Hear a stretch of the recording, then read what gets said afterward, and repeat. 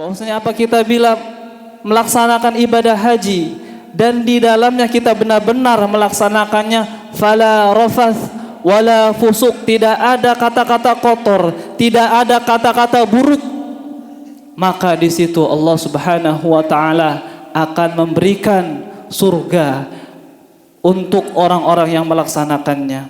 Labbaik Allahumma labbaik, labbaik la syarika lak labbaik.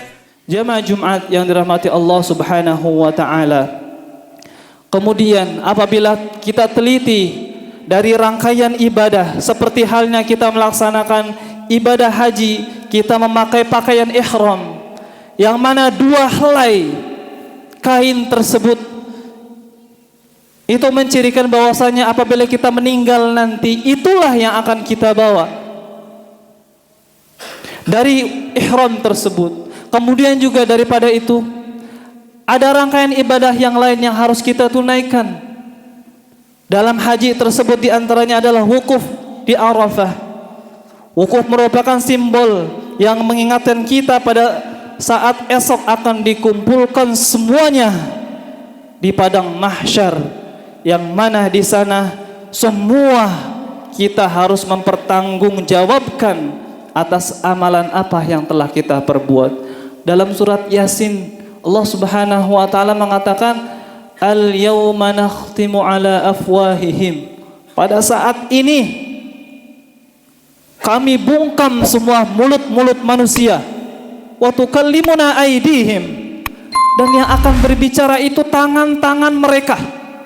Wa tashhadu arjuluhum, dan kaki-kaki mereka yang mereka langkahkan, yang mereka pijakan entah kemana, bima kanu yaksibun, kaki tersebut akan bersaksi atas apa yang telah mereka kerjakan. Jamaah Jumat a'azani Allah wa iyyakum.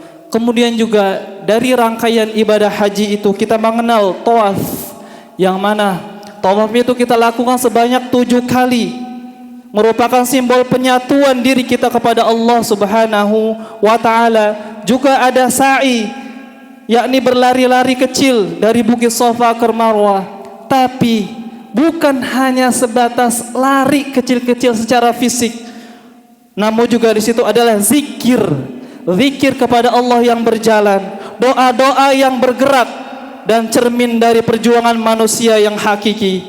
Dan kemudian di akhirnya nanti di rangkaian ibadah haji itu ada tahallul, yang mana itu memberikan simbol mencukur rambut, membersihkan diri dari kotoran, dari dosa, seraya berharap kepada Allah Subhanahu wa taala agar mencatat ibadah kita tersebut, dan juga menjadikan sehelai rambut yang dicukur itu sebagai cahaya nanti di yaumil akhir. Jamaah Jumat yang dirahmati Allah Subhanahu wa taala, dalam semua itu tidaklah berlebihan jika kita sebutkan bahwa haji adalah peradaban ibadah yang membentuk manusia atau membentuk makhluk manusia tersebut menjadi pribadi yang ta'abbud, yang sangat tunduk kepada Allah, dan juga ta'addub, yang sangat berakhlakul karimah, entah hubungan dia dengan Allah ataupun dengan orang banyak.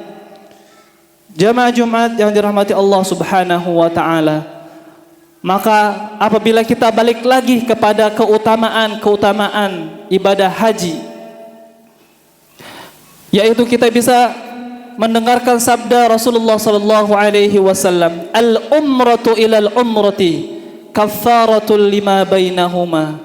Rangkaian ibadah umrah ke umrah yang lain itu di sana terdapat ampunan, penghapusan kesalahan-kesalahan kita. Wal hajjul mabrur laisa lahu jazaa'un illal jannah, dan haji yang mabrur itu tidak akan dibalas kecuali dibalas oleh Allah dengan surga yang telah dijanjikan. Jamaah Jumat a'azzani Allah wa iyyakum. Kemudian kita lanjut kepada ibadah kurban, yang mana kurban juga memiliki hikmah mendalam saat kita bisa melaksanakannya. Ibadah ini menurut keikhlasan dalam memberikan sesuatu yang sangat kita cintai Bukankah Allah Subhanahu wa taala mengatakan dalam surat Ali Imran, "Lan tanalul birra hatta tunfiqu mimma tuhibbun." Allah Subhanahu wa taala mengatakan kalian seakan-akan tidak pernah mendapatkan kebaikan kecuali sampai kalian menginfakkan harta terbaik yang kalian cintai. Maka kurban itu adalah hewan yang terbaik yang kita miliki. Maka di situ adalah ketika kita bisa melaksanakannya, maka semoga kita termasuk golongan orang-orang yang bisa menginfakkan harta yang kita cintai untuk Allah Subhanahu wa ta'ala. Dan juga sebagai pengingat kita seperti halnya yang telah dicontohkan oleh Nabi kita, kita juga harus meneladani sikap Nabi Ibrahim alaihissalam dan juga ketaatan anaknya Nabi Ismail alaihissalam. Apabila kita bisa berkurban, maka kita termasuk orang-orang yang bisa meneladani para pendahulu kita, para nabi-nabi Allah Subhanahu wa ta'ala. Dan juga dalam tafsir Ayatul Ahkam disebutkan bahwa ibadah kurban juga merupakan bentuk syiar agama Allah Subhanahu wa ta'ala. Kurban merupakan upaya kita mendekatkan diri kepada Allah untuk meraih ampunan dan taqarrub ilallah. Pemotongan hewan kurban menjadi sarana kafarah atau penebusan kesalahan kita, kehilafan kita, dosa-dosa kita. Kurban juga mengajarkan kepada kita untuk membiasakan ikhlas dalam ucapan, amal, perbuatan dengan mengeluarkan harta kita diberikan kepada orang lain. Dan kurban pun jamaah yang dirahmati Allah Subhanahu wa ta'ala mengajarkan kita untuk berkorban dengan harta yang hakikatnya itu bukanlah milik kita. Itu karunia dari Allah Subhanahu wa ta'ala. Maka kemudian ketika harta kita menambah, bukan kita berfoya-foya, kita menikmati, bukan, akan tetapi tingkatkan sedekah kita kepada Allah Subhanahu wa ta'ala. Ma'asyiral muslimin rahimakumullah. Mudah-mudahan kita diberikan kekuatan dan kemampuan oleh Allah Subhanahu wa ta'ala untuk melaksanakan semua rangkaian ibadah-ibadah di bulan Dzulhijjah ini.